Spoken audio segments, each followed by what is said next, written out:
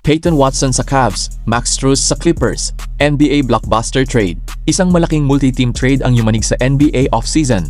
Nagkasundo ang Cleveland Cavaliers, Denver Nuggets, Los Angeles Clippers, Washington Wizards at Charlotte Hornets sa isang deal na may malaking epekto sa roster ng bawat team. Ang pinakamalaking pangalan sa deal na may malaking epekto sa roster ng bawat team, si Peyton Watson papunta sa Cleveland, habang si Max Strus naman ay lilipat sa Los Angeles Clippers. Pero hindi lang ito simpleng player swap. Kasama sa trade ang first round pick, second round pick Cam Whitmore, Tre Mann at iba pang assets. Kaya ang tanong, sino ang tunay na panalo sa napakalaking deal na ito? Para sa Cleveland, malaking bahagi ng move ang pagkuha kay Peyton Watson. Matapos ang career year niya sa Denver, nag-average siya ng 14.6 points, 4.9 rebounds, 2.1 assists at 0.9 steals kada laro noong nakaraang season, habang nag-shoot ng 41% mula 3-point range. Sa kanyang buong NBA career hanggang matapos ang 2025-26 season, nag-average si Watson ng 8.7 points, 3.5 rebounds, 1.3 assists, 0.6 steals at 1.1 blocks sa 225 regular season games. Ibig sabihin, ang nakaraang season ang malinaw na breakout year niya. Mas naging kapansin-pansin pa ang kanyang improvement dahil 4 na beses siyang umiscore ng 30 points noong season na iyon, matapos wala na siyang 30-point game sa unang 3 season niya sa NBA. At hindi lang scoring ang dala ni Watson, kilala rin siya sa kanyang athleticism at defensive ability. Kaya malaking dahilan ito kung bakit siya gustong idagdag ng Cavaliers matapos ang kanilang Eastern Conference Finals appearance. Ang Cleveland ay galing sa playoff run kung saan na-sweep sila ng New York Knicks sa Eastern Conference Finals. Ngayon, malinaw ang kanilang goal, dagdagan ng athleticism at scoring sa wing position. At para makuha si Watson, kailangang magbayad ng malaki ang Cleveland.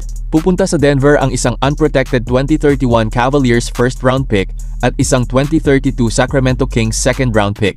Si Watson naman ay pipirma ng bagong 4-year $88 million contract sa Cleveland na may player option at trade kicker. Pero hindi doon nagtatapos ang trade.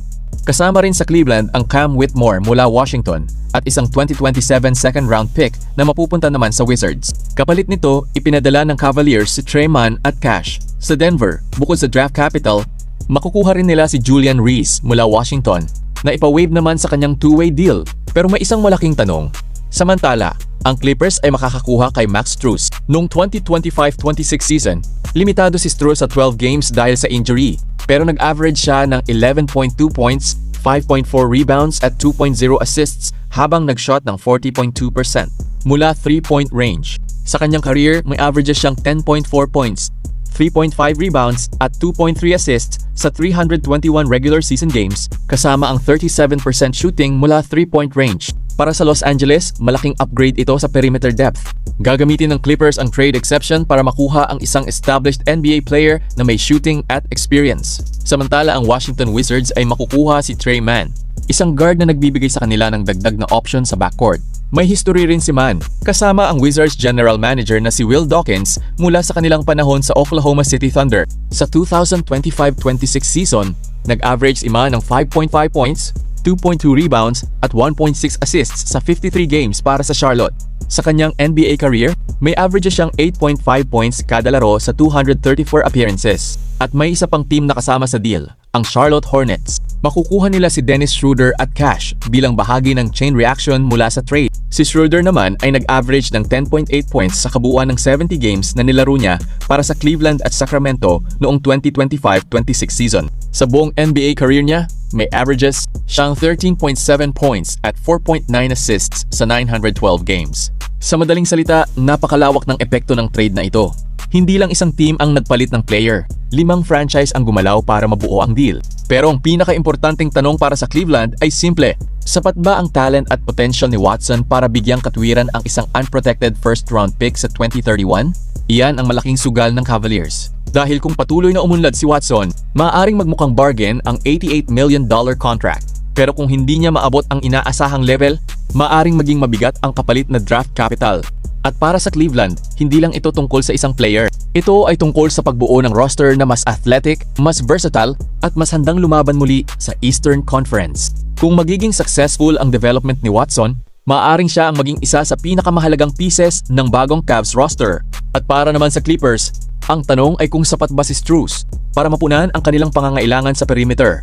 May shooting, experience at familiarity sa high-pressure games si Strus Para sa isang Clippers team na gustong manatiling competitive, maaaring mahalaga ang ganitong klaseng veteran presence. Samantala, nakakuha naman ang Denver ng future draft assets na maaaring maging mahalaga sa mga susunod na taon.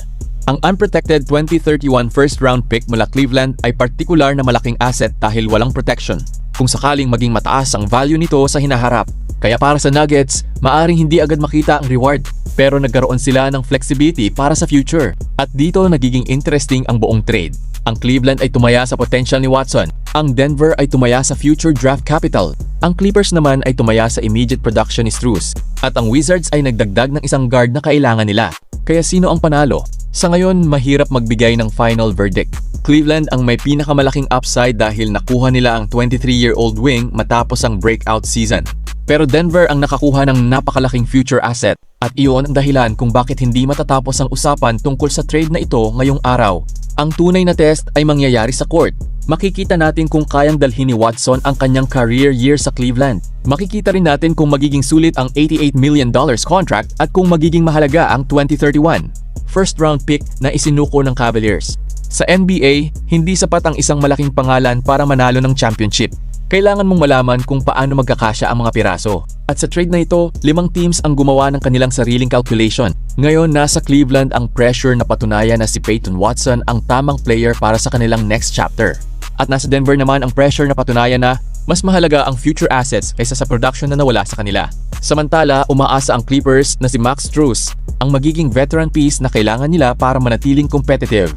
At para kay Cam Whitmore, nakasama rin sa deal. Nag-average siya ng 9.2 points, 2.8 rebounds at 0.7 assists sa 21 games para sa Washington noong 2025-26. Kaya ang tanong ngayon, sino ang tunay na nanalo sa multi-team blockbuster na ito? Peyton Watson ba ang magiging breakout star sa Cleveland?